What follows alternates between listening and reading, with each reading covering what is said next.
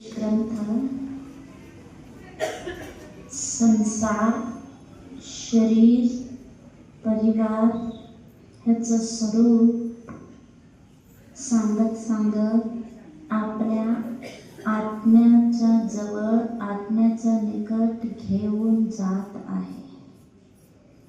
पहिले आपल्याला सांगितलं ह्यामध्ये की सुख कसं आहे, स्वर्गातलं सुख कसं आहे, आणि इंद्रिय सुख कसं आहे, वासना मात्र आहे, आणि आपला आत्माचा स्वभाव आहे तो स्वभाव मलिन कसं झाला आहे. त्यानंतर मोहाच्या मदिरा, मोह शराब दारू पिल्यानंतर आत्मा कशी स्थिती होते, आणि ह्या मोहाच्या शराब पिण्यासाठी निमित्त कोण कोण असतात. काल सांगितले होते मोहाच्या शराब दारू कोणकोणच्या निमित्ताने आपण पीत असतो.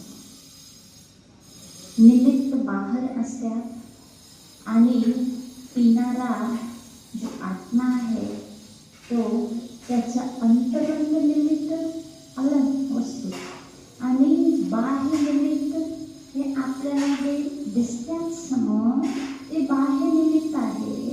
त्या निमित्ताने जे कषायाचा उदय होतो ते अंतरंग निमित्त आहे, आणि कषायाच्या उदयाने आत्मा कसं बनतो, उन्मत्त बनतो.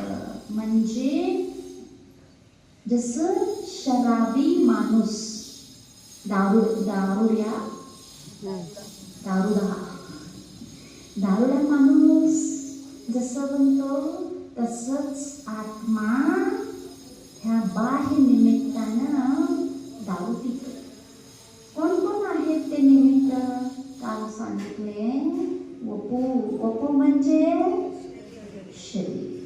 शरीराच्या निमित्ताने कसं आत्मा दारुडा बनतो, काय काय विचार करतो, कसं ठेवतो शरीराला, शरीराबद्दल कसं मोह करतो,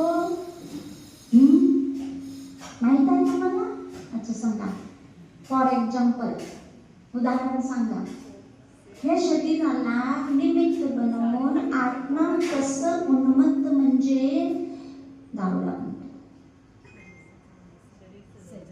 शरीरचं